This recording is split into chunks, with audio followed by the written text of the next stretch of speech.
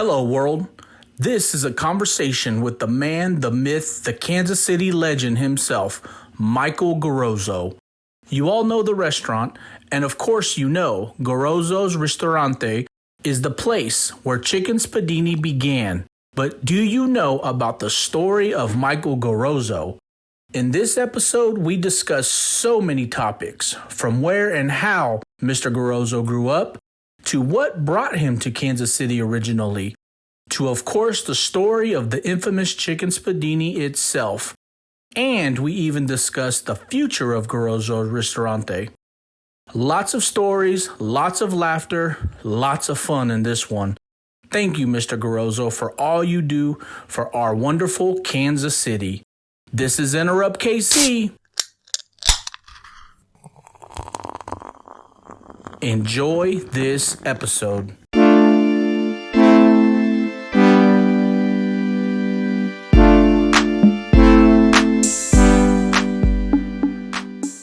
Welcome back to Enterrupt KC, the podcast dedicated to people, places, and things right here in Kansas City. I'm your man D-Rod, JL, right here to my right. What is good, man? Man, JL, you have no idea. I think I do, actually. How excited I am today, but about our guests. We'll get to that real quick, man, but what's going on with you? Man, you know what? I just want to take a real quick second, man, to tell our audience, go check out our last couple episodes, man. Yeah. We had Eddie Cupini, we had Christian Andaraus, KC Comets. Yeah. Excellent guests, excellent conversations, man. Two different conversations, right? One's restaurateur, one is a professional indoor soccer player, man, for the city. Yeah, man, from Brazil, man. If you guys don't know, Incredible Christian, conversation. Man, he talked about his struggle, about his time coming here, family Yes, being sir. separate. I mean, just everything about his career. He's going big places, man. Big places, man. Big places. And shout out Comets, man, because they got one more game, and I believe they jump into the playoffs right after that. Yeah, that's right. So I'm excited about that. And as always, want to tell everybody, like, follow, share, subscribe, Enterrupt KC, YouTube, all platforms, man. You can hear these conversations. Man, we're everywhere. And you got those people that are followers or subscribers that are watching and commenting, thank you. Thank you very much. You know, without you guys, man, come on, you wouldn't know nothing about what we're doing here. That's right, man. And with that, D-Rod, it is Oh, my time. God, man. I'm so excited about this, man. To interrupt our guest, Yeah. everybody. And by interrupt, you all know we mean introduce our guest. None other, D-Rod, than the man, the myth, the legend, The one and Kansas only. City legend The one himself, and only. Mr. Michael Garozzo. Mr. Garozzo, how are you this morning? How are you doing? I'm doing great. Very happy to be here. It's a Saturday morning here in Kansas Yes, City. sir. And Beautiful day. I'm planning on going to play golf when we get done here. So All right. Nice. supposed to be a little breezy, but they say when it's breezy, swing easy. That's right. Where are you going to play golf today? Wolf Creek. Wolf Creek. Yeah, Nice. been a member there for a little over 30 years, and that's my place where I go and get my peace. Relax. Yeah, Relax. yeah. I hear that. You get man. about 9 holes. Oh no, I'm 18. 18 it? 18. I'll play 9 holes on Sunday night with my wife and another couple. So my wife took up golf 3 years ago. She's addicted to it. And, So you're there even more now, double time. Yeah, so I'll give her a little bit. Maybe Sunday we'll play with another couple for 9 holes and then stay and have fried chicken at Blue Hills. Let's go, man. You play 9 holes when you don't want to play. Right? That's when you're not feel like Oh playing. no, you know what? Don't I say don't that, mind don't say playing. that. I don't mind playing with my wife, but she don't take my advice. You know. Do they ever? I've been golfing for like 33 years. Not even 30. Yeah, about 30, 31 years or so, and. Yeah. I didn't start like all these guys I play with. Oh, I was know. bussing tables while they were playing junior golf. Right. Yeah. Well, listen, Mr. Garozzo, Michael, man, we want to get into so many topics with you. Of course, we want to talk about your restaurant here, Garozzo's, infamous Garozzo's. Yes. But like all people in Kansas City, Michael, we believe everybody has a backstory. And when we walk into your restaurants, and we can see right behind you staring at you right now, you got a family, you come from somewhere, man. So let's talk about the origins of Michael Garozzo. What does that look like, that childhood? Where are you from, man? Okay, I'm from St. Louis. I'm born and raised on an Italian section of St. Louis known as the Hill. The Hill, yeah. The Hill is where I'm from. I grew up there. It was a great place to grow up. I am second generation. Okay. Full-blooded Sicilian. Sicilian. All four of my grandparents were born in Sicily. And, Is it true, like, I've heard this before, like, Italians will say, "I'm Sicilian. I'm not Italian." There's Italians and then there's Sicilians. Is there a difference? We're from the island south of the Boot. Yeah. Okay. It's not a small island. Sicily's a big island. Yeah. I mean, it's one of the biggest regions of all of Italy. So, Got you. And my dad's family's from a town called Catania, which is the second largest city in Sicily. I'm not bragging, but Frank Sinatra's father was born in Catania. You can look it up. Did y'all know each other, family? I'm sure we're related somewhere. They cross paths somewhere.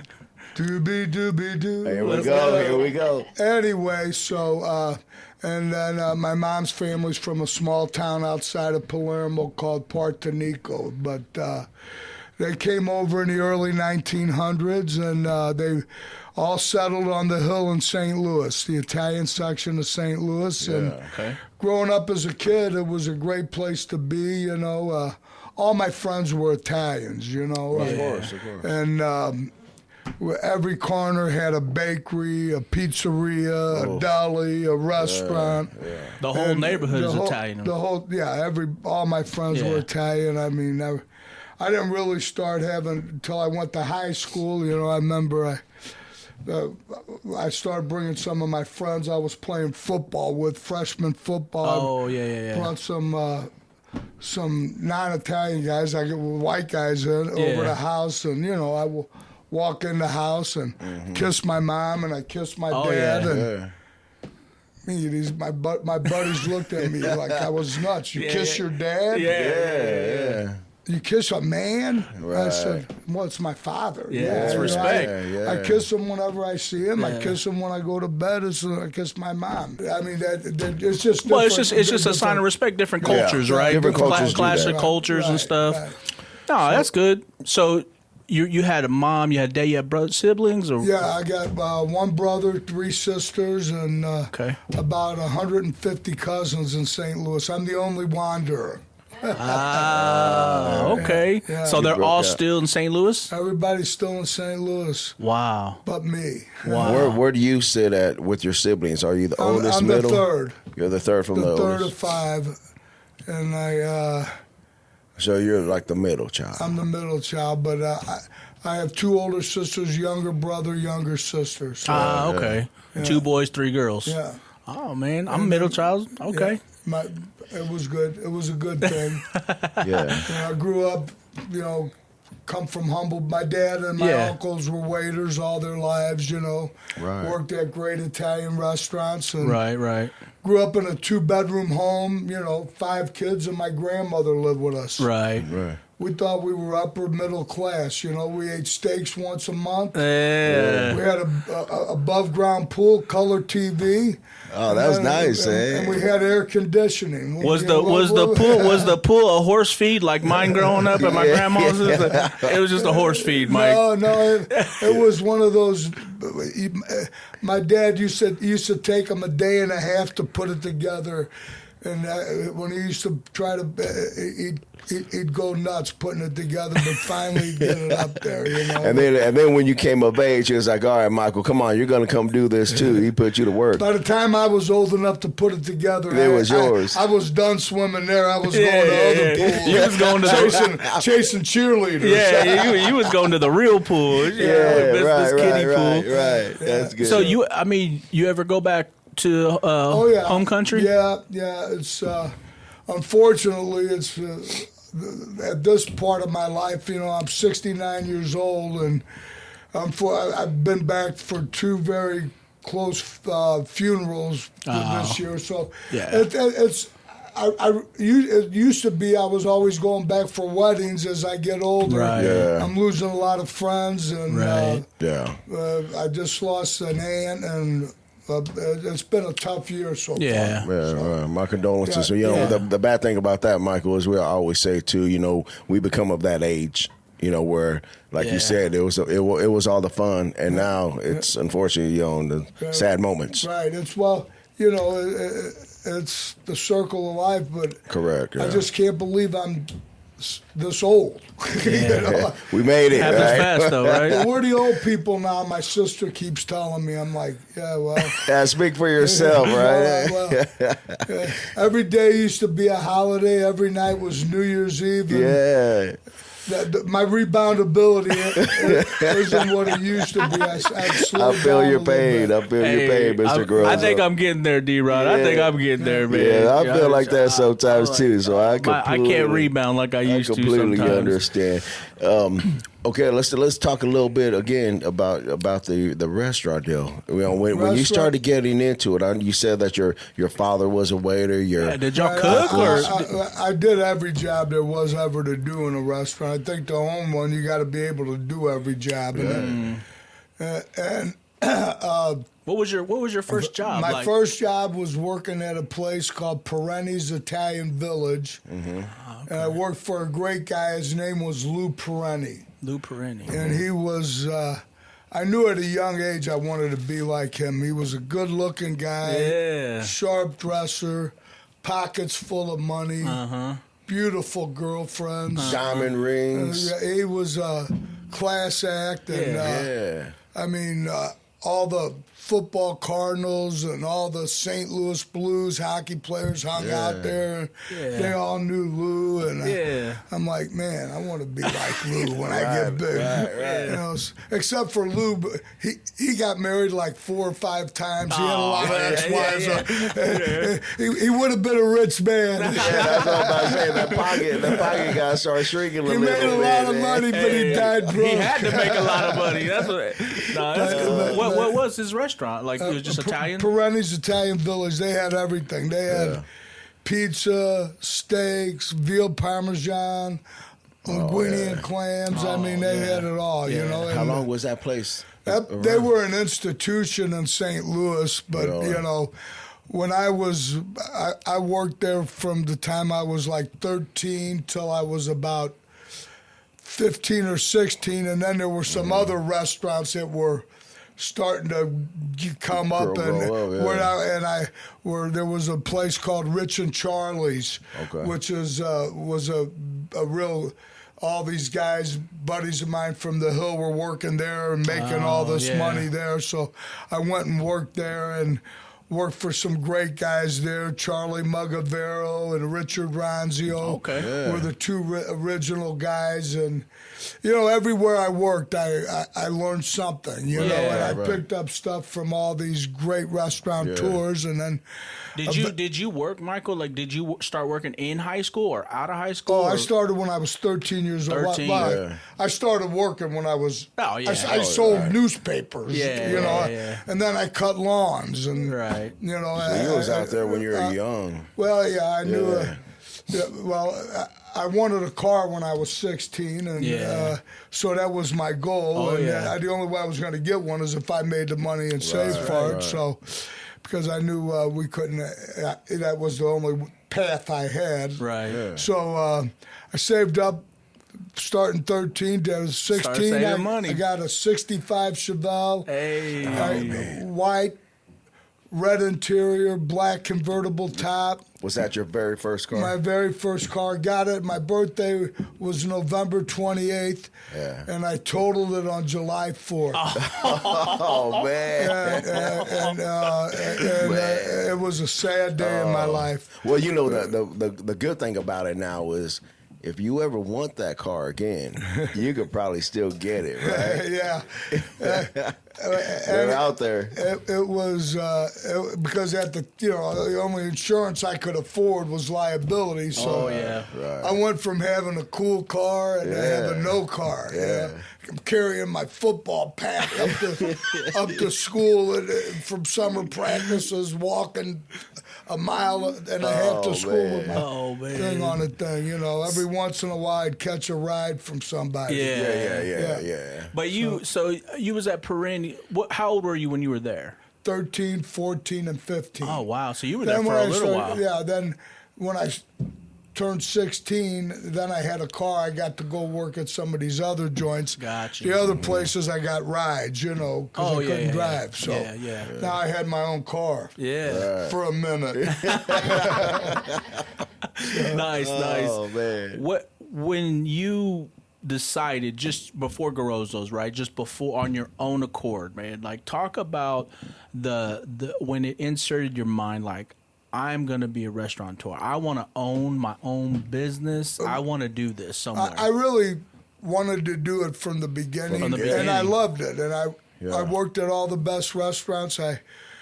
Then I went to work at the #1 restaurant in St. Louis, a place called Tony's. Okay. And it was the #1 restaurant in St. Louis Is this still for 30 around? years.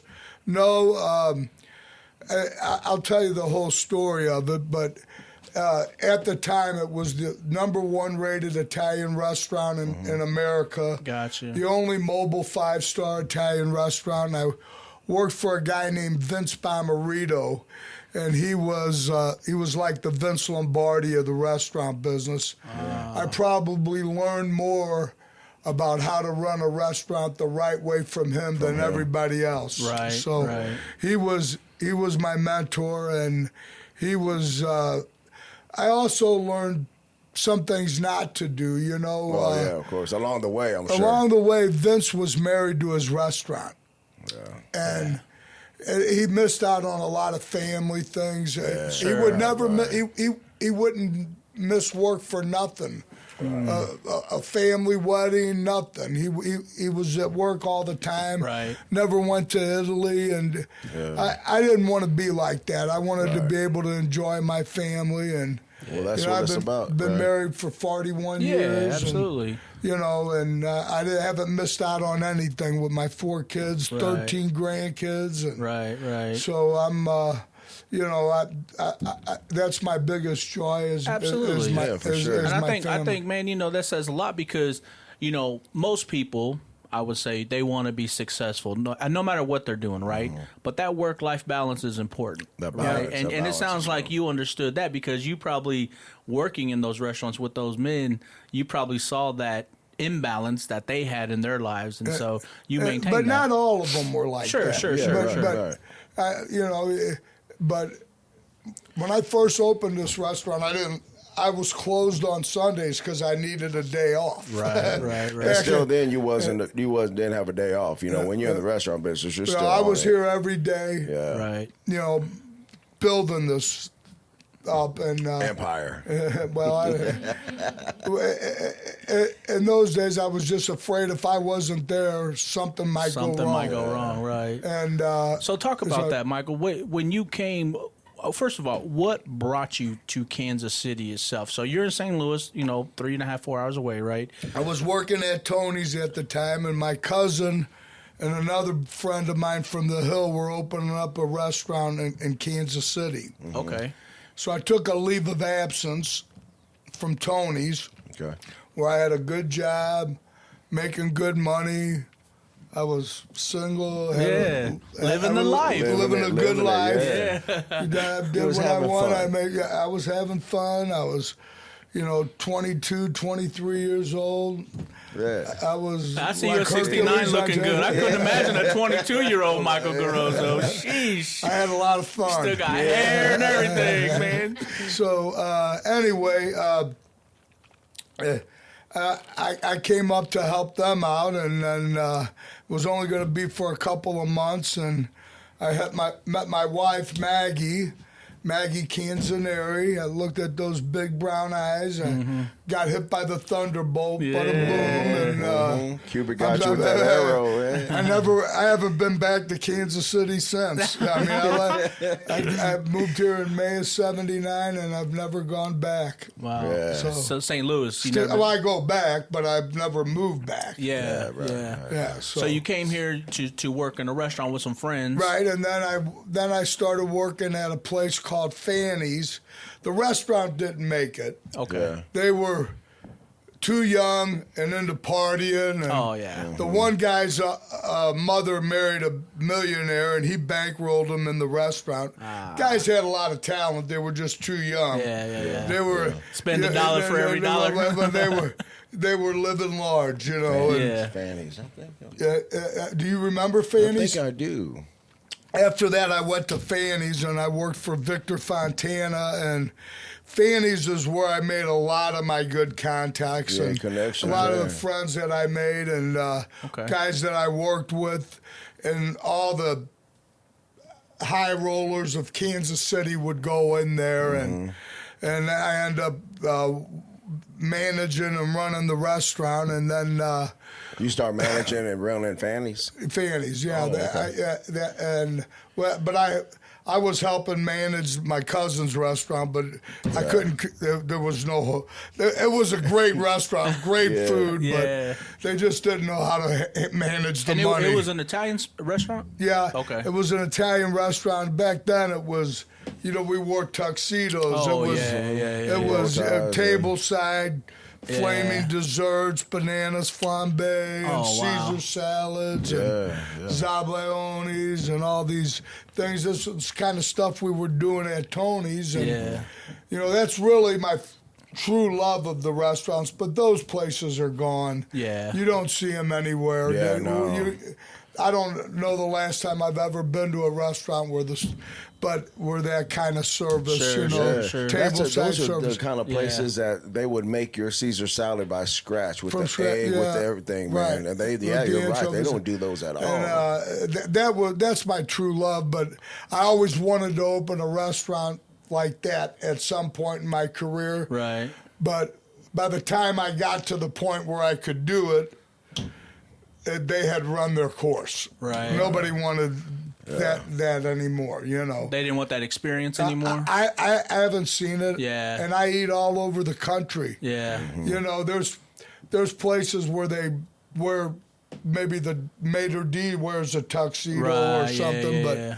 I I've don't seen see that. those kind of Yeah. places anymore. And I eat when I'm on a never-ending search to eat at the best Italian restaurant, whatever city I go to in America or anywhere in the world. Okay. And still haven't found it. I still haven't found it. We're sitting in one right now.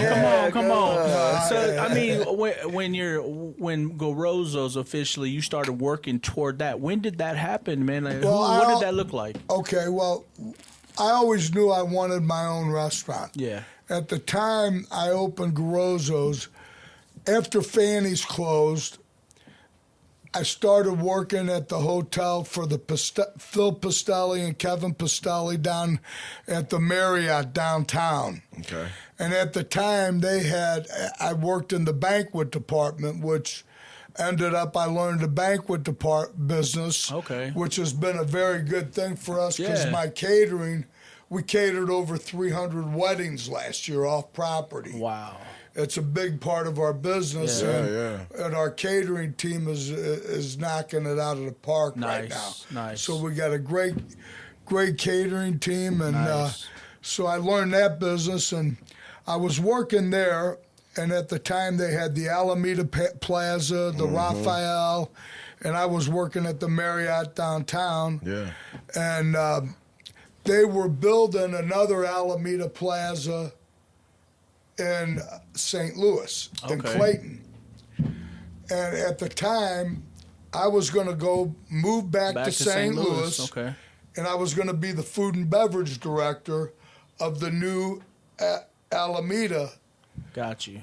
Right while they were building it, and it was being built on, it was pretty well. Yeah. They were supposed to open in like the summer of '89. Got you. the Ritz-Carlton came in, and they bought the Alameda Plaza here and the one that they were building in Clayton. Wow. And it just Changed your whole plan. changed my whole plan. Yeah. And that happened like right after the first of the year, January, February. I was sick of corporate America. Yeah. And I wanted to focus on opening my own restaurant. You said, to hell with them guys. I'm going to do my own shit. I just didn't want to depend on any. My dad told me don't depend on anybody in life but yourself. Let's go. Yeah. And I came to dinner here at this original restaurant.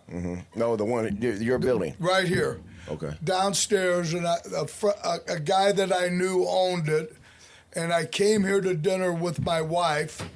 We were actually celebrating Valentine's Day, but it was in the end of March by the time we got around to doing it. And you were here in this location? I came here to eat dinner. Yeah. What was this place? It was called Pranza Ristorante, and it was just the bottom part. Okay. Bottom part. I ended up renting it from the guy who lived up here where all this is now. Okay. So when I came in to eat, we had dinner here, and the guy had maybe 3 or 4 other tables in here besides us. Okay. But when I drove down here to this neighborhood, I knew him. He used to be a customer of mine at Fanny's. Okay. And I knew he had this restaurant, so I wanted to come down and see him because he was a friend of mine. Yeah. Joe Cervello. Joe Cervello. Joe Cervello. They called him Joe Red. His family owned so many parking lots downtown Kansas City that they made him sell some of them. Wow. Because they took him by eminent domain because he had a monopoly on all the parking lots. Yeah. So the guy really didn't have a lot of restaurant experience. All they did was go to parking lots and take money out with it. But nice guy. Yeah. So I came in to eat, and he called me up the next day. He said, how was dinner last night, Mike? I said, oh, it was good. It was good. Which, Yeah, you were like, it was real good, Joe. Real good. Yeah. Valentine's Day. Anyway, and I said, I really love the restaurant. I love the neighborhood. I love the feel of it. Yeah. It reminds me of the neighborhood I grew up in. That's what it was back then, too. And he says, he says, do you like it enough to buy it? wow. I went out. Oh, wow. And Joe Red. Joe Red. Wow. And Did you give it much thought? I said, well, how much What's do you the want? name? The number's what do you right. want? And the price he wanted was $35,000. Wow. Which back then probably was a chunk of change. It Probably. wasn't a lot of money, no. No? But I didn't have $35,000 Right. because my life savings were in my hip pocket in those days. That's kind of how I rolled. You know what I mean? Yeah. I lived large, as I Live could. every day to the fullest, right? But so I had made a friend of mine, a guy by the name of Gene Pereira, who was the president of a bank that kind of followed my career. Yeah.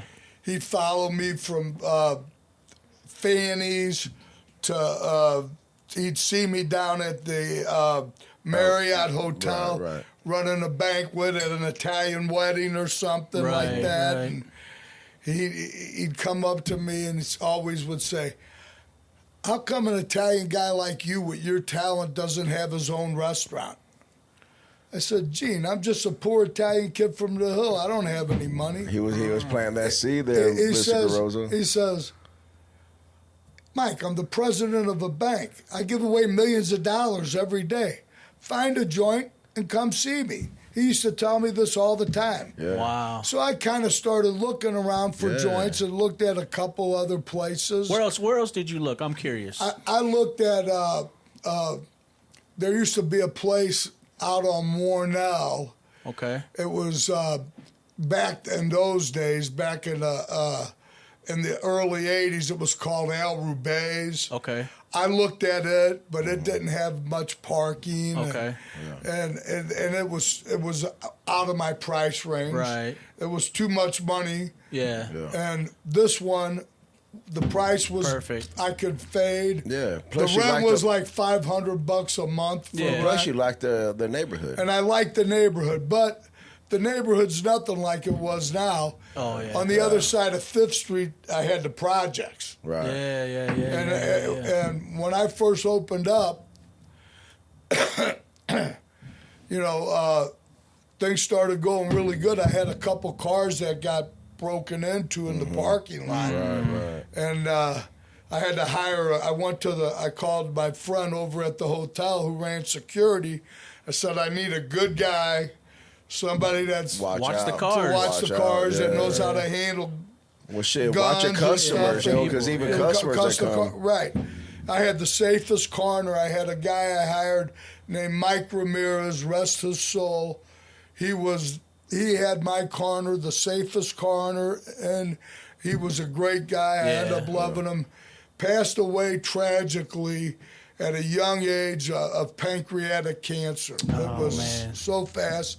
And he was a beautiful man and a great friend. And I got a couple guys after him, but as the neighborhood got better, the projects went away. And it's way different now. Yeah, at that time there were a lot of Vietnamese down here, but now a lot of Italians have moved back down here. There's still some Vietnamese influence because a lot of them came and settled here. And the Vietnamese restaurant up the street, but a lot of the old Italians are coming back down here, and it's still the old Columbus Park. So when you started getting this place and he told you about it, how long did that take you in order to get it, or 10 days after I ate dinner here, I owned the joint. Wow! Right? Yeah. Wow! Well, thank God for your buddy. Who My buddy, I went in there. The bank guy. Yeah, and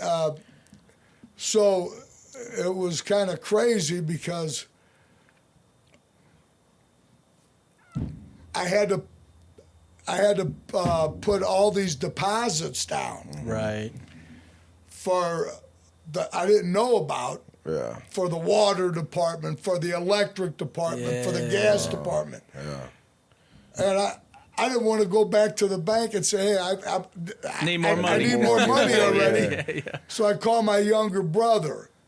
Here's a guy who's never made near as much money as me, but he still had his first communion money, you know? We were completely Good different. For him, right? So I said, brother, I need to borrow $5,000. I'm opening this restaurant. So he comes down and brings me the $5,000, and he looks around, and the place didn't look nothing like it looks like now. Sure, it was pretty run down. It needed a lot of love, years of love. And I said, Rick, if you want, you could invest this $5,000 in it, and it would make it a $40,000 investment. And you could have 12.5% of this restaurant. Let's get in on it. And you could have a piece of the restaurant. Did he take that bite? He looked around and he says, Mike, I know you'll pay me back, but I don't, I never liked the restaurant business. Oh, man. So he never did it. It was Rick didn't do it. Come on. He made a big mistake. Yeah, he did. Rick, come on, man. So that was... Talk about, Mike, the early years, man. I mean, the early years, I remember when we first opened up, we opened up on a Thursday, April 6, 1989. We'll be 37 years old next week. Congratulations. April 6th. Congratulations. So, 36, how old will we be? 36 years. 36 years old. So we opened up on a Thursday, Friday, Saturday. Okay. Closed on Sunday. Right. That was my day off. Now we're open on Sundays because I found out that I could leave and the restaurant would still be here when I got back. Sure. But Monday night, I come home from work, and my wife, Maggie, she says, how many dinners did we do tonight? I said, 4. And 2 of them was your mom and your aunt. Oh, yeah. She starts crying. Oh, yeah. She says, we're going to lose everything. We're going to lose everything. Of course, right? I said, Maggie, give me a chance. Yeah. I just opened up Thursday. Yeah. Give me a chance. I'll get people down there. Yeah. I said, and by the way, take a look around. If we lose everything, it's not that much. So let's talk a little bit more about that. When you started transitioning, all right, you seen that. Maggie seen it was a struggle. She was nervous about it, kind of sketchy about it. Right. But you obviously. But I had a lot of friends. I had a lot of friends that knew that I opened it up, that started supporting me, bringing people down here. Right. And I kept putting out good food. Yeah. Correct. I kept putting out good food, and I came in here. There were like 15 employees that the guy had when I bought it. Oh, yeah. I fired 12 of them the first week. And I started calling all the guys I knew from the restaurant business and started bringing in some experienced guys to help me. Right. You know. How different was the menu back then? Yeah. How'd you develop that menu? Like the recipes, is your Well, a lot of them are family recipes, Okay. and I'll get into the chicken spiedini and all that. Yeah, we'll get there. Because that's from the early days. But when we first opened the restaurant, I made a few mistakes, but I had to get my sign. There was a Pranza sign, so it took me like a month to get the real sign. Yeah, got you. So all the early mistakes I made in the first month, and the recipes and the things that I learned, went under the Pranza yeah. thing. Right. By the time I got my sign was built, the Garozzo sign, I got that, and once I got that sign, I had my menu ready. I had it ready to roll out, and I rolled it out. Gotcha. I started building the business at lunchtime. We'd get a lot of lunch from downtown. And then they'd start bringing their girlfriends and wives down for dinner and stuff like this. And in those days, it was 89. It was more word of mouth, too. It was, and everybody wore coats and ties. I used to wear a coat and tie to work every day because I didn't want to be underdressed. Right. Because you go to a bank, everybody all businessmen were wearing ties and stuff in those days, and I wanted, and it started building up, and I became friends with one of the guys that used to come in here all the time for lunch, a guy by the name of Frank Martino, who I'm still friends with his kids. His daughter Vita's and her husband Kevin are good friends of mine, and his son Frank, and I know his whole family. Yeah. And Frank would come in here all the time at lunch, and I told him, boy, I just love this neighborhood. I said, it reminds me of the hill where I'm from in St. Louis. I said, and Frank owned Northeast Painting Company. I said, you know what we ought to do, Frank? We ought to paint the fire hydrants green, white, and red, like the Italian flags, like we have on the hill in St. Louis. Yeah.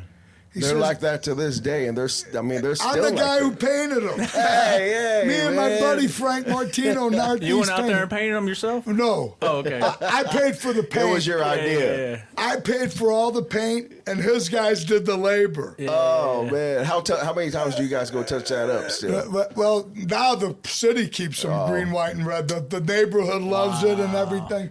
That's so awesome, man. wait, it gets better. So as it started out, everybody loved them. Yeah. Then next thing I know, the fire department's upset because we didn't ask permission, and they couldn't see the mains with the mains. Right. So now, here comes the Kansas City Star comes down here, and they will start wanting to you know, who did this? Asking questions. I said, well, hey, I thought we had permission, you know. Anyway, the guys, they came down to do an article on it, you know, and the fire department's upset. So, hey, this is the only neighborhood that has that. Yeah. In Kansas City. Yeah, Kansas City. Yeah. That's and if you go to my neighborhood in St. Louis, it has it. But did you do it there? No, I didn't do it there. I was a little kid back in those days. Well, I thought you maybe you went back and hey, I'm gonna take over this. No, they had it first. They gave me the idea. That's nice, man. So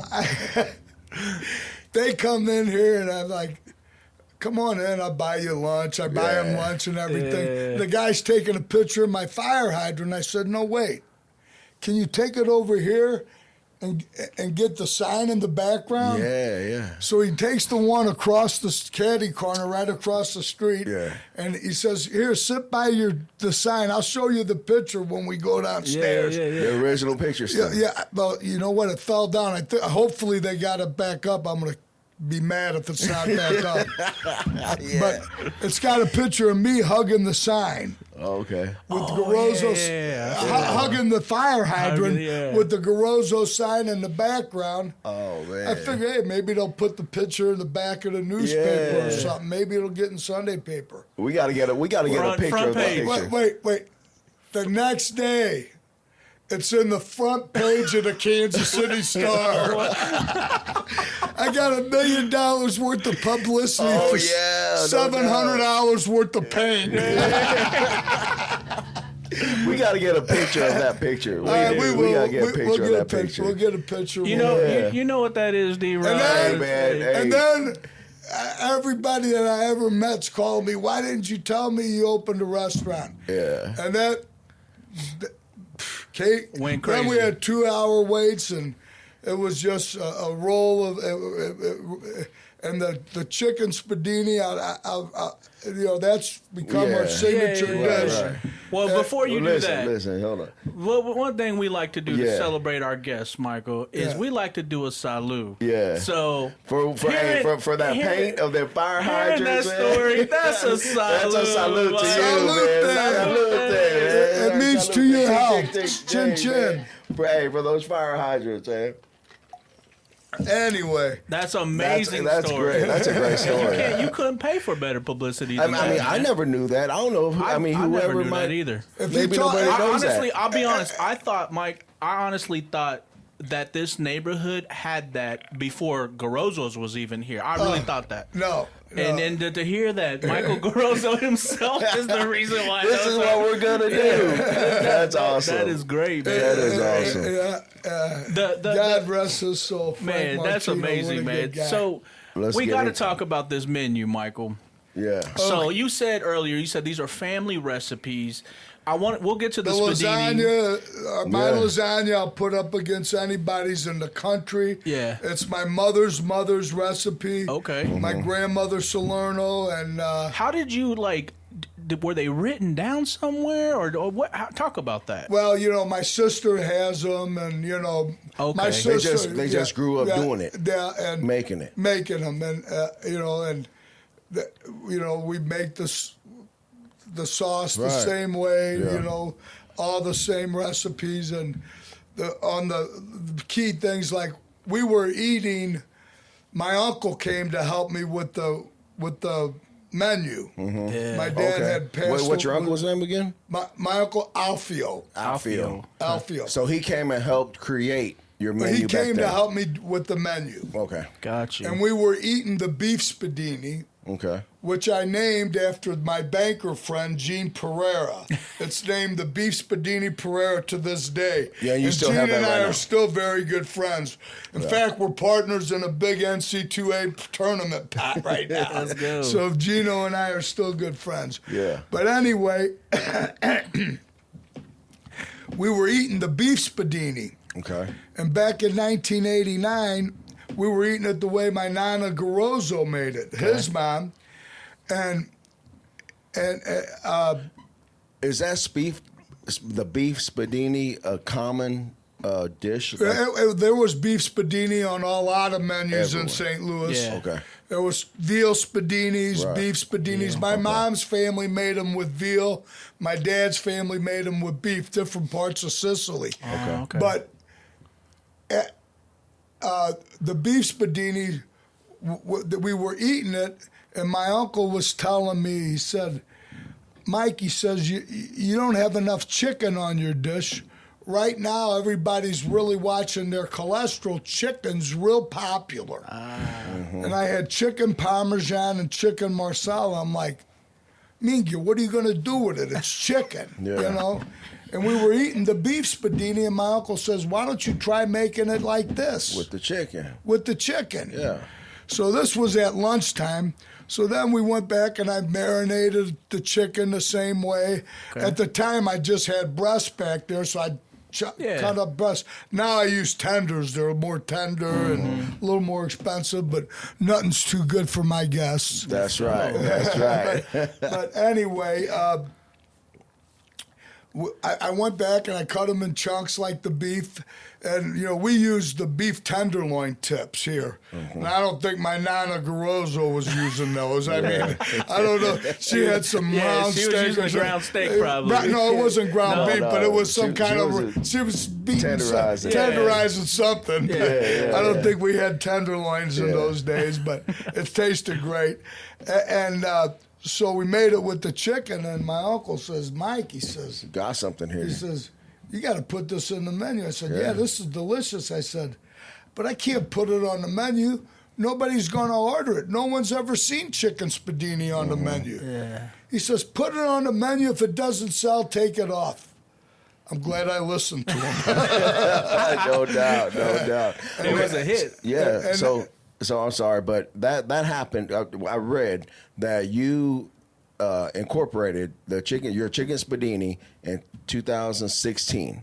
Incorporated it. Well, you made it. In 1989. In 1989 is when In you did it? 1989. But that's when you put it in your It restaurant? was on my first menu. Oh, okay. The first menu I ever made. Was it? Oh, yeah. I'm sorry. Yeah. Well, how, Wrote that. Yeah. I got guys in St. Louis who say they had chicken Spiedini before me. Yeah. Oh, really? I'm like, really? I said, if you did, you did a nice job of keeping it a secret. Well, you know. I don't listen to that, you know. Well, you know what's funny? I'm comfortable in my shoes. Yeah. What's funny is, and I'm sure you remember this, D-Rod, we were talking to Leslie Reyes, who owns Oyama down here, the coffee spot on the Southwest Boulevard, Michael. And she told a funny story. She loves to cook Italian food, she says. She's Mexican. And she goes... I love to eat Mexican food. She says, we're going to talk about that. She says, man, she lived in Chicago for a couple years, and she says, I went to, one of the Italian restaurants, several, and she's like, I started asking for chicken Spiedini. And they're like, chicken Spiedini? Yeah. What? We don't have that here. Yeah. And she goes, I never realized that's a Kansas City thing. That's not anywhere else. It's in St. Louis now, and I'm not going to be. It's in Des Moines, Iowa. There's a lot. There used to be a guy named Bobby Tercy. He used to come in here wanting my recipes, and his dad owned a clothing store from Des Moines. He used to come down here and give me sweaters and stuff like this and want Trying recipes. to smooth you over? I'm like, I don't want your sweaters, but they were nice sweaters. Yeah. I said, I'll take one. I like the sweater. I'll pay you for the sweater, but I'm not giving you the recipe. Yeah. He says, all I want is a table. Keep the sweater, But there's a lot of people that tries to make those now. Oh, yeah, man. A lot The of people chicken Spiedini. Well, and I say this, it's often imitated. Never duplicated. here's the original commercial I wrote, which we made it famous on Chiefs Radio. Mm-hmm. Tender chunks of marinated chicken, rolled lightly in Italian seasoned breadcrumbs, charbroiled to perfection on a skewer, basted with the Sicilian marination, olive oil, garlic, lemon, fresh herbs. Come on. Often imitated, never duplicated. Hey, that's right. Garozzo's where chicken Spiedini began. Let's go. Forget about it. Forget about it. So You got man. several options of Spiedini now, Michael. Yeah. You couldn't have started with this many. No, we only had the one. The one. The original Chicken Spiedini. Original Garozzo Spiedini. But now, if you know, we have some that we still make that aren't on there. They're on here, yeah. That aren't on there. We have the Chicken Spiedini Giovanni. We have Chicken Spiedini. We have Chicken Spiedini, Atkins Diet Chicken Spiedini. For different... Those are your secret menu items or something. Yeah, we have secret menu items. And guess what? But we have menu items that we take off the menu that we still have. Yeah. That used to be on the menu, but I keep making new menus. If I go somewhere and I eat something, I want to come and try some new things. Right. I take stuff off because if I kept everything on from the beginning, it would look like a book. It'd be like the what do you call that? Right. Cheesecake Factory. So it's one of those. It's like, like an encyclopedia of the menu. Forget it. Right. So we still have them. Yeah. If they ask us, they want a dish that we used to make. Oh, I want the Atkins Diet Chicken Spiedini. We make it for them. Yeah. Okay. If they want, I want the chicken marsala, or I want linguine and clams. I got it. Right. Those are menu items. We can make them for you anytime you want. I wanted to ask you about how the names, because I've had the Samantha. Yeah. Right. They're all family names. The family names? Family names. The Samantha is named after my director of operation, who's also my brother-in-law, Chris Canzaneri. It's after Chris. Right. It's after his daughter. Okay. And then the Gabriella is named after my daughter, Gabriella. Which is a great one. I love that one. Yeah, the spicy. Of course you do. I love that one. I gotta say, I love them all. Honestly, man. Giorgio was The Giorgio is incredible. The Giorgio with the angel hair. With the angel hair. Yeah. With the crushed tomatoes, spinach, spinach. And then we the Chicken Spiedini Garozzo. Then we still have the Giovanni, which we put lemon, butter, capers, mushrooms, and black olives. Giovanni. Giovanni. Now, who's Giovanni? That's a friend of mine, John Walden, who invented the dish. Oh, so okay. I was going to call it Chicken John Walden. Yeah. So I call it Giovanni. Yeah. Now I got a grandson named Giovanni. Oh, it works perfect. So I'm like, it's named after him. John Walden's out. Tell me about the veal Spiedini, Sophia Marie. That's my other daughter. That's my baby girl, Sophia Marie, who is opened up her shop today. She's the Botox Queen of Leewood. Sophia. What's the name of her shop? Soco.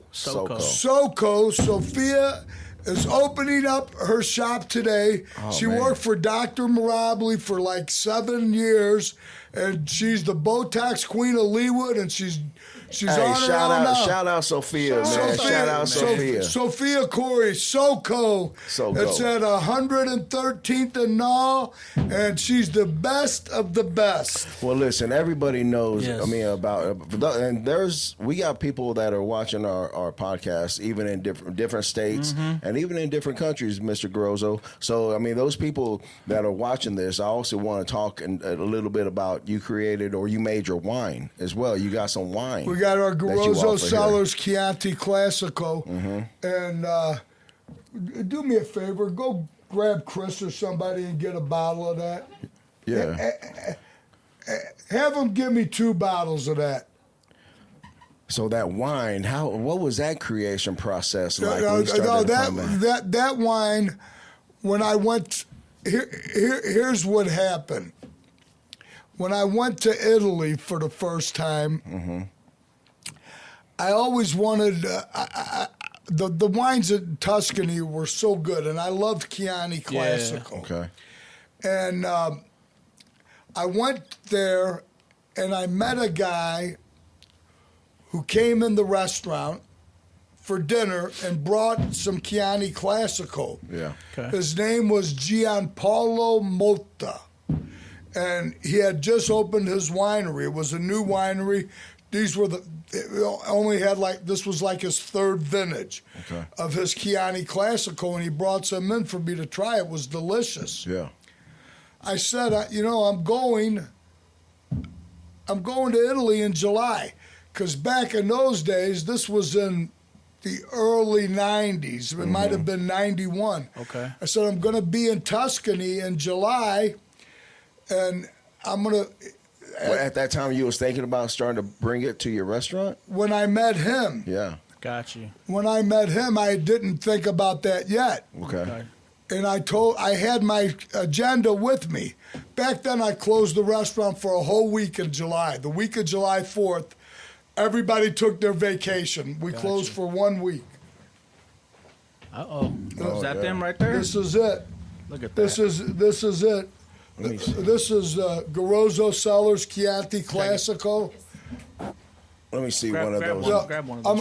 I'm going to give you guys these. You can take. oh, thank okay. you. I'm Thank giving you you very each a much. bottle. Thank you, sir. And this is a red. Yeah, that's a red wine. I've had that before. It's good. Yeah, it's delicious.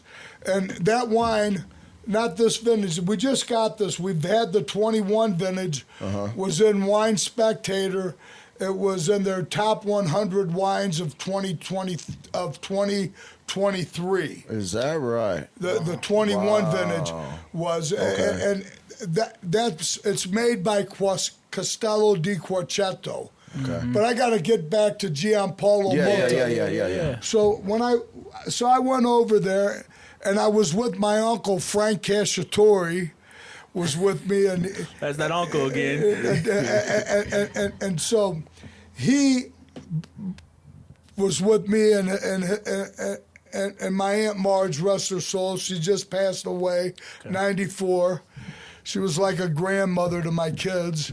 Anyway, rest in peace, Marge. We love you. Yeah, rest in peace. Rest in peace. And Gianpaolo says, "Where are you staying?" I said, "I'm staying at this bed and breakfast called Salvadonica. Beautiful place up in the mountains of Tuscany. Yeah. A father and his Yeah. two beautiful twin daughters ran the whole thing. And they had a beautiful breakfast every morning and really nice place."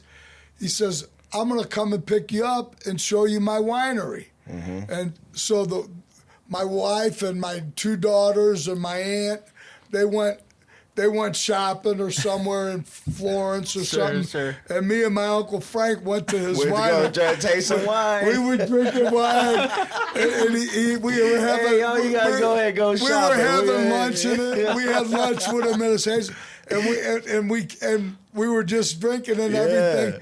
And I said, "I want to do a private label with you, Gianpaolo. I want to make a." And he fell in love with me. I fell in love with him. Yeah. So that's when it started. Yeah. But that was Gianpaolo Motta, and the name of his is Villa La Massa. Okay. So the first two vintages, 93 and 94, I got from him. Got you. But his wines went off the charts. Oh, really? It was such a small winery, and he put his love in every bottle of Do it. you still have any of those bottles for your private stash? I do it in my cellar at home. Private stash? Yeah, I do it in my cellar at home. Every once in a while, you'll break them out, right? Yeah. Anyway, but it became too pricey. It became too pricey. So I was looking for another Chianti, and when I went back, the next 2 years later, I went back to the same place, and I was going to all these wineries, tasting different Chiantis, and I really loved this Castello di Quarcetto. Yeah. So this winery that's making this, Castello di Quarcetto, is in the heart of the Chianti wine region. Okay. And they made their first vintage for me in 95. Wow, 95. So now this is 22 vintage. Wow. So they've been doing 17 years. Awesome. 17 vintages. That's great. For me now. Since Amazing. 95, I've been doing with Well, the I'm telling you right Castello now, di I'm coming Quarcetto. here tonight for a birthday. A friend of mine's sir. having a birthday, and You gotta get a they bottle. picked to come here to your restaurant tonight Well, to you know, celebrate. is today her birthday? Their birthday? Yes. You Well, know- actually, it was yesterday, but we're coming tonight. Well, too bad. If you came yesterday, if you come to Garozzo's on your birthday, you get a free chicken Spiedini dinner. Right. Nobody else in the world does it. I'm gonna get a bottle of this with my meal tonight as well. I'm gonna of course support that. You take that. You take that home. I will. Thank you. I'm gonna sign that for you. Yes, Oh sir. yeah, absolutely. I'm gonna sign that one for you. Thank you. I got to talk about your desserts though, real quick, man, because you guys have some. Don't skip over my pastas. Well, I did it. Okay, I did it. I'm trying to be respectful of your time, but let's talk about the pasta. Yeah, let's talk get about that the pasta pasta. because hey, Yeah. I'm here to talk about you and your food, man. Yeah, I mean desserts. You know, by the time you get to dessert, you're not even going to be hungry if you eat right here. That's true. Let's get on that pasta. Desserts for about an hour later. Yeah. It is. Take a piece of tiramisu or Man, cannoli listen. for the road. Take it to go, right? That's Listen. You got to regroup. Man, listen, we ate here a month and a half ago or so, and I get done with my meal. This is when you were serving the one type of Spiedini on a plate. Like the sample three Spiedini plate. Oh, they do that. Yeah, they do that all the time. Well, so I had Three-way, that. you had the three-way. Three-way, whatever. Yeah. I had that, and I couldn't finish it. And then right as soon as I get done, of course, I took the rest home. The waiter comes up like, "You want a dessert?" And I'm like, "Man, I'm barely gonna get up here." I would love to get a dessert. But let's talk about the pasta. But there's always room for tiramisu, and we have the best. Yeah. Oh yeah. But the pastas, I'm gonna say. Like I said, our lasagna is our signature pasta. Really, it just is. Is there a plate that's seconds the chicken Spiedini? Which one is that? Our second best seller Yes, of sir. everything is probably lasagna. Lasagna. We sell lasagna. We sell a lot of our pasta dishes. The Cavatelli Catania has been on since the first menu, and that's a really, really popular one.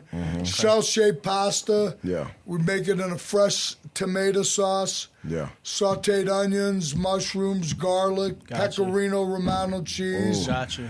And I always I get think I'm gonna that. have 2 plates tonight. Man. Man. I think I'm gonna Good luck. I get that with I get it with a meatball and a piece of Italian sausage. Yeah. Sir. Yeah. And I love your peppers and sausage. Sausage. The peppers peppers and and sausage. I've had your peppers and sausage here, and it's not on your menu. it's not on the menu, But but, I we'll asked make it for for it. you. We'll I make was it like, for man, you. you guys got peppers My and s- sausage? They're like, we can make We that. used to make it for a lunch special Yeah. with the potatoes and onions and peppers and Yeah. sausage as Great a dish. lunch special. And it was actually that Frank Martina, the painter, is who I named it Sazitza Martino after Frank. After Frank? After my buddy Frank, the fire hydrant guy. He comes back into play. That's great. That's great. Do your pasta though? Is it your own recipe, or do you get it Oh somewhere? yeah, Or talk about that. all I get my pasta, from Italy, durum wheat semolina pasta. But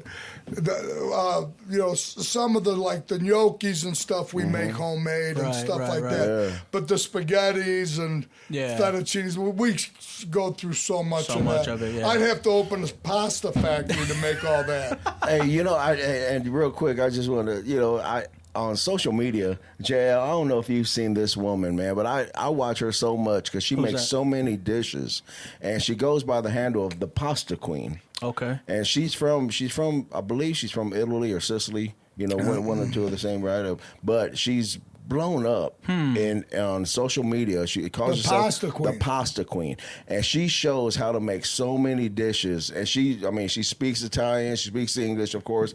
But shout out Pasta Queen. If you watch Enterrupt KC, I'll give you a shout out. But she has so many dishes, Gotta and check they it out. look So- incredible. I'll tell you what, and I'll tell you a great story. I just got back from visiting my daughter Yeah. and her family in Arizona, playing a little golf. Okay. And I was there last weekend, and it was Friday, Lent, so I made linguine and clams. Yeah. I made my mother's recipe, Oh man. which I don't use it here because it takes a long time to make. Sure. But we have linguine and clams, very good. Very good. But I'll put them up with anybody's linguine and clams. My mother's recipe, so I made it, and I made it for dinner for Friday night. Yeah. And I made 2 pounds of it. My daughter has 3 kids. She's got a 10-year-old daughter, a 7-year-old son, and a 3-year-old son. Yeah. It all went. I made 2 pounds because I like leftovers, and I know they do. Absolutely. Yeah. 2 pounds of pasta is a lot of pasta. Yeah. And it's 3 adults and 3 kids, right? So I make the pasta. They love it, and we have a great meal. The next morning, I'm the first one up because I'm still at 6:30. Yeah. I get up. My little grandson, Angelo, comes downstairs. Hey, Angelo. I says, come here. I says, you want some eggs? You want some toast? What do you want, some cereal? Nah. I says, I want pasta, Babbo. My grandkids call me Babbo. My kids call me Babbo. It's the Sicilian word for dad. Okay. Anyway, he says, I want pasta, Babbo. So I give him a little plate of, he says, I want a lot. More, yeah. I want put a that lot. power. He had linguine and clams for breakfast. Awesome. go. About a half hour later, here comes his brother, Michael. Michael comes walking downstairs. He says, oh, linguine and clams. I want some too. and there was still a lot left, right? Yeah. By the time I went and played golf and got home, I opened the refrigerator to get some linguine. No. It was all gone. Yeah, forget about it. My daughter, my son-in-law, and this gal that works with my daughter. She has a business, and she works from home, and she has a gal that works with her. Yeah. She does hospitality recruiting, Okay. reach recruiting, and she's killing it. My daughter Angela, and so they all ate it, and there was none left. So So you didn't get none. I didn't get any. But that's all right. I ate it pretty good the night I got a little good question for you. You cook so much.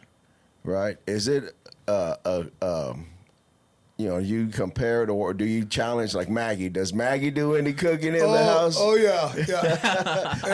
What's your wife Maggie's? What's your wife Maggie's dish? She makes like the meatballs. Oh, okay. She makes a big pot of sugu. We call it sugu. Sugu, which is the sauce. Sauce, yeah. You don't she call makes it the gravy? sauce. She makes marinara. That's an East Coast thing, gravy. Oh, is it? Yeah, that's an East Coast. We call it sugu. I'm fresh off The Sopranos, Mike. I'm Yeah. sorry. The whole show, the gravy. The gravy goes on mashed potatoes. I have it once a year with my turkey. Let's go. So she does the prep work of the meat. Right. Gotcha. Shout out Maggie. I like to meet Maggie one I mean, day. everything she cooks is great. Oh, of course, yeah. She's got a lot of dishes. She makes lots of different pasta dishes. She has 1 million cookbooks, but she's slow. I get in there, I'm cooking, I'm banging everything out of restaurant speed. You know what I mean? Yeah. You're in restaurant mode. Time is money. Let's go. Like she could spend 3 hours making dinner for 6. Right. She has to start at noon. We can't talk about your restaurant without talking about, you have 2 locations, correct? We have 2 locations. Okay. We've had as many as 4 and 5. Right. So you got the other one still at College in 69? 69 in College, Overland Park. Yeah. We've been there since 97. Wow. So, yeah, these are the 2 staples. And really, that's all I want right now at this stage. The catering is where we're having the most growth. Right. And I have to say, the catering, Jay, I know you've had it as well, I have, man. It tastes just like you're sitting at the restaurant. Everything in there is incredible. So that catering is where it's at. We've been, you know what? Thank God Italian food travels. So with that being said, I mean, those people that don't know, Do you have is it the website that they can order, or they just call the restaurant if they want something catered? If you want it, well, it depends. Everybody has a different definition of catering. Yeah. If you want to cater a pickup, a large pickup, pans of pasta, stuff like that, or a delivery, those you call the restaurant. Gotcha. Okay. But now, if you want to have a wedding catered, or like an event, a big event, a retirement party, Right. or 100 people, a or something luncheon, like that, right. yeah. And with servers and bring everything, Okay. yeah, we do that too. Gotcha. Yeah. You was actually at an event where you were serving it that I came through your line, and I spoke with you briefly because it was people was just going, and it was the Lisa G. Yeah, the fundraiser there. You was there. Rest Her Soul, Rest Her Soul. Not Yeah, fundraiser. it It was the dinner after the. Yeah, it was dinner after. it was I'm the sorry. dinner after the funeral the dinner from after. Miss You Lopez. was there, and Lisa, yeah, she it was us and Manny's. We right. were her Shout two out David. favorite shout out restaurants. David Lopez. I went to David the and right. we helped them out there on I that went one. to the right and got in the Garozzo's line. You had your I ain't lying. We had a bigger line, David. I think these guys had enough. Well, there was a lot of Mexicans there. They're probably tired of Mexican food. right, yeah. But we were honored to be there because she was a good customer. I never got to meet her, unfortunately, but I'm honored to say that we were her favorite restaurant, and we had her favorite dish, lasagna. Yeah. Like I told you. Lasagna, chicken spiedini, Chicken salad. yeah. Oh, yeah, man. I got it all. Yeah. Can't talk about your restaurant here, Michael, without talking about the photos on the walls, man. So when first of all, the experience for people who are listening or watching this and they've never been here, you come in the restaurant right here off Harrison Street, and you walk in, and it's kind of like a darker ambiance with photos all over. So I see black and white photos. Then you start to see colored photos with celebrities, with athletes, with all kinds of people, right? So talk about that experience. And then you got Frank Sinatra blasting right there, My Way jamming, So did you want that experience early on, Michael, or talk about that? Yeah, my Uncle Charlie Gito, who's a great restaurateur, rest his soul, had so many pictures on his walls, and he told me, he said, get a camera and keep a camera there. And we always had a camera. And he said, get a camera because you're going to tell people are going to come in there and you're going to need proof that they were there. They're not going to believe they were there. Right. So get a picture with them. Yeah. And everybody loved going in his restaurant downtown. It was an institution. And Got you. My Uncle Charlie died during COVID. He was 88, 89, and the restaurant never opened back up because it was just the neighborhood got kind of bad over COVID. Downtown St. Louis got real bad. It's not what it used to be. Anyway, but he's the one who gave me that idea, and then. Everybody started coming in. Everybody started coming in, Are the black and white photos, though, your family growing up? The black and white photos on the walls inside the restaurant are family pictures. Your family, okay, got They're you. all family pictures, correct. Got you. Yeah, and then... is there one of you when you were younger in there? Oh, yeah. Yeah? Yeah, well, there's in the back room there. Because there's one of somebody... There's my first Holy Communion. That's what I was just getting ready to say. There's one of Michael, some young guy. It looks like a young you getting his communion. There's one of me and my wife. We were blessed. We got to meet Pope John Paul. There's one of us, Pope John Paul. In Italy? Yeah. Nice. All those lasagna dinners for the church paid off. Yeah. Out of all those celebrities, right? And anybody who knows and walks in, we'll probably get some of all those celebrities. Which one is probably the most memorable to you? Maybe Tony Bennett. The first time Tony Bennett came in, he came in twice, and I brought him. He was in town 3 times after we opened, and I took him one time. I took him lunch up to his hotel room, and the other 2 times he came in the restaurant. But when he was here, the first time he came in here, it was amazing. It was just surreal. It was like Tony Bennett, man. God, that's icon. You grew up probably listening to this guy. Oh, are you kidding? Still, Tony right? Bennett, Frank Sinatra, Dean Martin. Dean That's Martin, all my man. dad listened to, man. I like Dean. I like Dean, man. Dean Martin's a good-looking guy. He smoked. He drank. I mean, he that voice. Frank Sinatra had it though too, man. Frank was the entertainer. They were the perfect team. They lived in the best era of American history there could have been. They really did. You did a little bit, man. Let's hear your best impression. What's your best impression of either one of them? Probably Dean Martin. Yeah, I love Dean Martin. How lucky can one guy be? I kissed her and she kissed me. Like the fellow once said, ain't that a kick in the head? That's good, man. Man, you need to be a singer. You need to grab a microphone and walk around. I wrote a song about the Chiefs to that tune. Yeah. Is that right? Yeah, you could get it on our website. I think they can you hear it on the website? I think you can.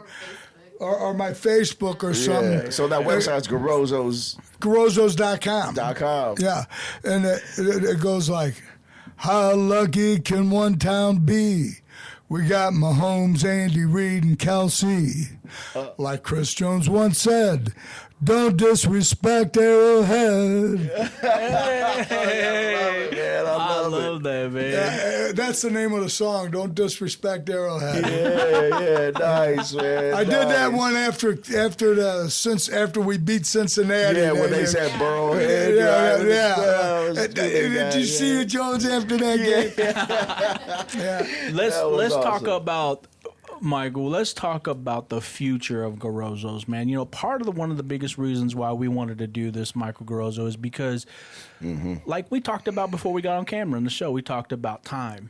And, you know, we ain't going to be here forever. You know, you talked about so many restaurateurs, friends, family you knew who had restaurants. And then as soon as they departed and went on to better places, the restaurant is gone, you know. So what is the future of Garozzo's, man? You know, do you have a contingency plan in place for when Michael Garozzo's no longer walking the floor? Everybody asks me, well, what's your exit strategy, you know?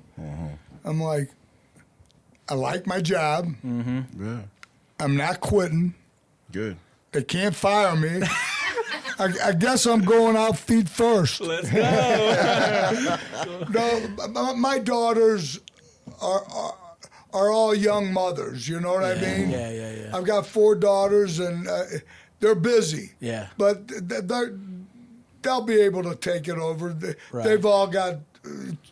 All of them except for the Botox Queen of Leawood have worked in the restaurant with me. Right. And my oldest daughter Gina her kids are she's the oldest and her kids are a little older.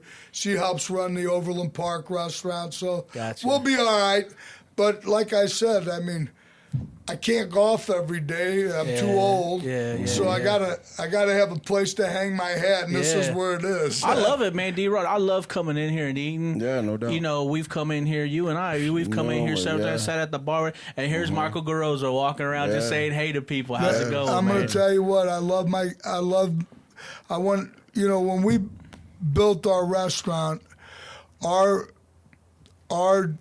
theme, our slogan is, when somebody comes in the door of a Garozzo restaurant, it's like they're coming to Michael Garozzo's home for Sunday dinner. And that's how we treat them. Yeah, for sure. And if you've ever been to my home for Sunday dinner, it doesn't suck. I love that, man. All right, go ahead, Mr. Garozzo, I one thing I like to do, man, is I like to give recognition. Yeah. Recognition for things that you've accomplished, awards that you have given. And this is not for me or you, but also for our audience that may not know. Okay, so I'm gonna go through. I wrote down some things that you got recognized for, and I'm gonna let our followers and our people know. Okay, this is pretty awesome. All right, so those that don't know, Mr. Garozzo, 2001, That's when you got into the Greater Kansas City Restaurant Association, right? You were awarded the Restaurateur of the Year, 2001. Nice. Okay. 2017, you served as president for the Greater Kansas City Restaurant Association. Okay. Congratulations. Yes. 2020, you were awarded Best Italian Restaurant by the Pitch Magazine, 2020. Okay. 2000, and also, I'm sorry, the Best Ethnic Food, 2020. All right. The list keeps going. 2021, you were voted Best Italian Restaurant by Ingram's, The Pitch, Kansas City Magazine, Best. You have got 19 all-time gold awards. Hey. Okay, come on, man. Let's go. You've been voted the best Italian restaurant in Missouri. Okay, state of Missouri. You have the region's best Italian restaurant. Okay, also the Zagat rated one of the top Italian restaurants in America. Let's go. Man, Mr. You know Garozzo, what that is, Michael. that is That's a salute. Salute! I'm going to give you guys one, a Cendane. Cendane. Cendane means 100 years. 100 years. That's it. And now this is my favorite toast, Cendane. When the first time I went to Sicily, I met my cousin Alfio. He was the patriarch of the Garozzo family in Sicily. And I said Cendane. And he says, Michele, capite Cendane? I says, yeah, we're all going to be friends for 100 years. Yeah. He says, Michele, quando Cendane anni, tutte cose cae morta. 100 years from today, we're all going to be dead. Yeah. The real meaning of the toast, when you say Cendane, is 100 years from today, up in heaven. Let's get together and do it again. Let's go. Cendane. Man. Cendane to you. We'll be up there with you, brother. Oh, yeah. Excellent, man. Excellent. Well, listen, we're going to start wrapping this up, Michael Garozzo, but we do some fun things, man, before we get there. Thank you again for your time, though. So let's do this. Top 5 favorite dishes here at your restaurant. Top 5. Why? Okay. Top 5. That's a tough one here. I love, probably I eat the original Chicken Spiedini Garozzo more than anything. Got you. The other thing I eat even more than that is our house salad. Okay. The Garozzo house salad. Iceberg, romaine lettuce, crushed artichoke hearts, pimentos, red onions, red wine vinegar, olive oil, and Parmesan cheese. That salad, I never get tired of. I eat it 2 or 3 times a week. Okay. I got that. I mentioned the cavatelli catania. Yeah. I eat that all the time. I wish, because it's kind of a lighter dish, you know, but with the meatballs and the sausage, I love it. Yeah. That's my favorite. And I eat a lot of the what else is I eat a lot of the stuffed artichokes. I don't think we mentioned that. That's our signature appetizer. Yeah. And I love that. I love the stuffed artichokes. And I don't eat the lasagna as much as I want to because I gotta watch my waistline. Yeah. And the older I get, the harder it is to lose it. So if I ate as much as I wanted, I could be the fattest man on the planet. Right. That's nice, man. That's nice. What about top 5 Frank Sinatra songs? Well, the summer wind The Summer Wind? came blowing in from across the sea. Let's go, man. I love that. Okay, Summer Wind. My Way. Oh, yeah. My Way. But then again, too few to mention. My Way. What else I love? I've got you under my skin. I got you deep in the heart of me. Yeah. Summer Wind, I Got You Under My Skin. God, I love all his songs. Mm-hmm. I really love That's Life. Oh, yeah. I said that's life. That's what all the people say. You're flying high in April, shot down in May. Hey. I was listening to all that on the way here, man. I got to be honest with you. I was Getting in the mood to come to Yeah, Garozzo. Listen, you had to. I was too, D-Rod. That's true. You can ask my wife. Yeah. I was like, I got to listen to this Frank gotta- Sinatra, man. I We get gotta- ready to talk to Michael Garozzo. I got my playlist, man. Whenever my wife is cooking any Italian food or I'm doing my lasagna at home or whatever, I put that on there. And I can show you right now, I swear to God, it's called Forget About It. That's my Italian list, man. Forget About It. I had on some Mambo Italiano, man. I was jamming up that. Mambo Italiano. Yeah, I like. Mambo. Yeah, You mixed up Siciliano. You're a restaurateur, man. So you have to eat outside of your own restaurant in Kansas City. If you had to tell people 3-4 restaurants they have to go eat at in Kansas City, obviously you're number one, Garozzo's. Oh yeah. Give us 2, 3, 4. Oh gosh, you're putting me on the spot here. You know, I got so many friends that That's own all right. restaurants. No one heard We're nobody. gonna ask them the same question, Michael. Don't worry. You know, Which one's your go-to? How about that? Which one's your go-to? oh gosh, When you're not here, you and Maggie, hey Maggie, get Hey, cleaned up. if you don't want to answer, don't worry about it. I'll tell you, the places I frequent a lot. You know,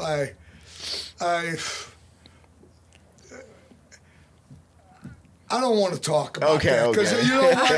I'm in the restaurant association. Yeah. I'm going to say somebody's Mexican restaurant, Right. which I get it. I It's love okay. them all. You know, I love them all. And they're all my friends. Hey, that's the perfect answer. That's a perfect answer. That's a great answer. I got friends in the Italian restaurant business. I can't. That's perfect. I'm That's not perfect. going there. That's perfect. That's perfect. I love all the Kansas City restaurants, and we got more than just barbecue. That's right. Let's That's go. right. We got great Mexican restaurants.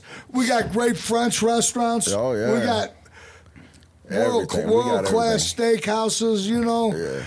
We're a melting pot of cultures. Man. I mean, think about it. We got great Thai food here. Oh yeah. I mean, there's so many great restaurants in Kansas City, and Well, just even that one up the street from you, that Vietnamese, I mean, that's been there forever. Vietnam Cafe. Yeah. I mean, and They got great food. They have a great.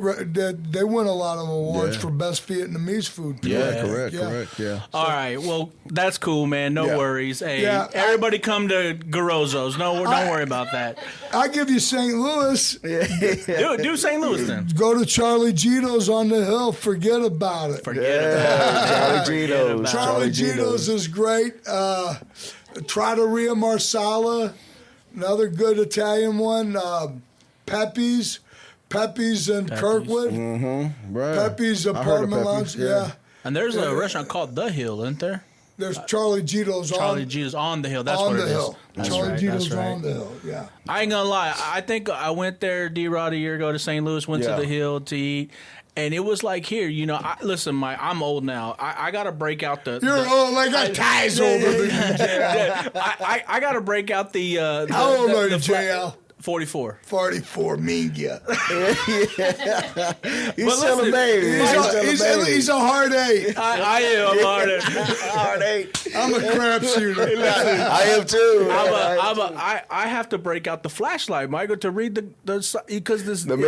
menu. You know, because it's darker, and I'm like, man, and my wife has a picture of me eating at one of them restaurants with the flashlight, trying to figure out what I'm eating. That's great. You know what? Now that everybody's got flashlights on the phones, I don't make the waiters carry them anymore. Yeah. All right, listen, Michael, last thing we do, man, Enterrupt KC, people, places, and things. We give you 2 things, okay? Mm-hmm. This versus that. Kansas City things, people, places, or things.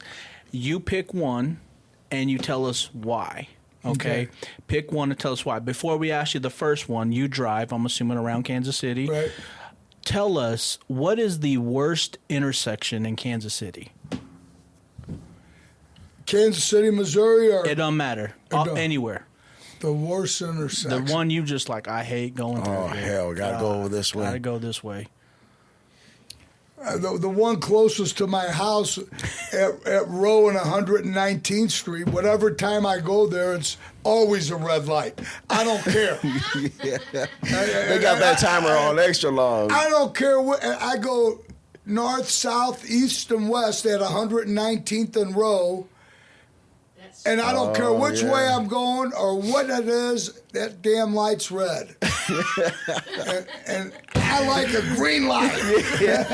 Green light, go. All right, Okay. perfect. All right, D-Rock, go ahead. All right, like JL said, Mr. Garozzo, people, places, and things. All right, giving you two people. Here we go. People, George Brett versus Tom Watson.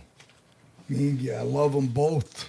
Yeah. I Okay, love you can them say both. I love them both, and they're both Kansas City institutions, and I mean, you put them up there, and I mean, Lenny Dawson was right in there with them. Correct. And, God, just All right. Kansas City's got some great. There's just so many legends like that. We'll call it push. We'll call it push. Guys like, that's a tie. That's a tie of greatness. Yeah. That's a tie of two great guys. Correct, and that's why Two great guys. That's why we get to know them both, and they're both gentlemen. They've both been members at Wolf Creek, where I happen to play golf, and got to know those guys a little bit from there. And well, George and them coming in here, of course, too. Of course, Just good guys. All right, two more different guys. These guys are both restaurateurs, just like yourself. Let's do Arthur Bryant versus Ollie Gates. I love Ollie Gates. Yeah. I love Ollie Gates. I never met Arthur Bryant. Yeah. But Ollie Gates is one of the gentlemen of this city, and he's a friend of mine. His son George is a friend of mine. His daughters are, and I don't know any of the original. I go down there for one of those sandwiches once a year. I got to have them slap that meat on. Oh, yeah. and me and my friend Gene Pereira, my buddy Gene, we go down there once a year and get it. But I go to Gates quite a bit, and I love Ollie Gates, and we just put him in the Restaurant Hall of Fame last year, the Missouri Restaurant Hall of Fame. Yeah, congratulations. And it drove me nuts. I'm like, this guy is not in the Hall of Fame yet. Yeah. You know, it got a little political there. That they were just putting guys that really didn't need Friends to be of people. people that were. Because they were president of the Missouri Restaurant Association, they were putting them in. And guys that were restaurateurs weren't going in. I'm like, this guy's 92 years old or 93 Should now. have been there a long time ago. He's been in business since Moby Dick was a minnow. Right. You know? And he's still at work every day. Yeah. I go down to the original one down there. It's remodeled. I like the old one. Right. When it had Rib Tech. Oh, yeah. Remember Rib Tech? Yeah. That was my favorite. But Nice. Ollie Gates is a great man. All right. Perfect. I'm going to do a place, all right? A couple places. Hereford House versus the Majestic Steakhouse. Well, Hereford House has been a Kansas City institution, and Majestic I haven't been to the Majestic used to be. The old Majestic was, but I think they sold the name to the guy now. I don't think it has anything to do with the one in the old days, because the guy that used to own it was an uncle of a friend of mine, Mike Lombardo. It was an Italian guy that owned it. Gotcha. That owned the original Majestic. Oh, okay. And that's where was a lot of old guys.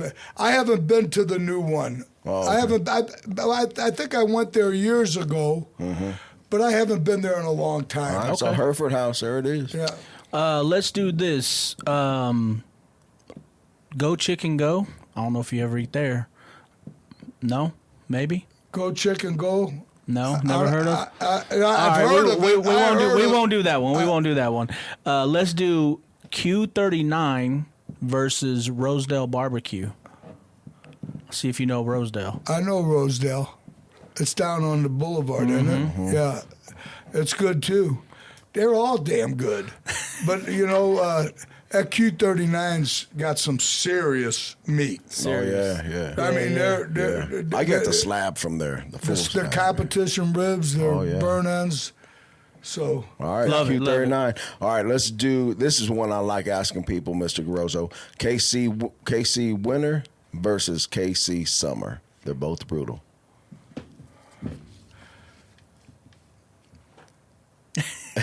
the only good thing about the Kansas City Winners is Chiefs are playing in Super Bowls. And KC Summers are getting a lot better with the Royals on the way back. I love it. That's right. I love it. I was out there Thursday, and I'll be out there a lot this year. I love the boys in blue. I love them both. Yeah. Those are my two teams, baby, the Chiefs and the Royals. Of course, yeah. I'll tell you,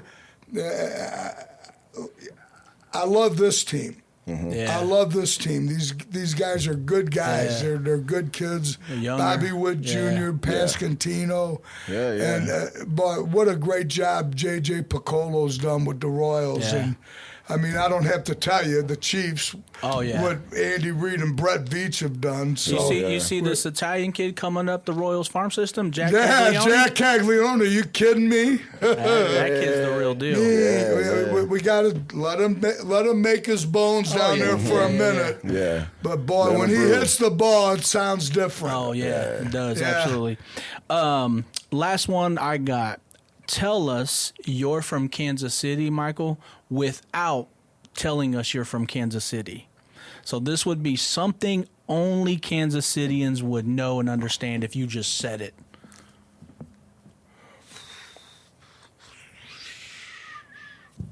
Wow, you have stumped me. I don't know. Oh, I have an idea, and it was created here, and you talked about it earlier.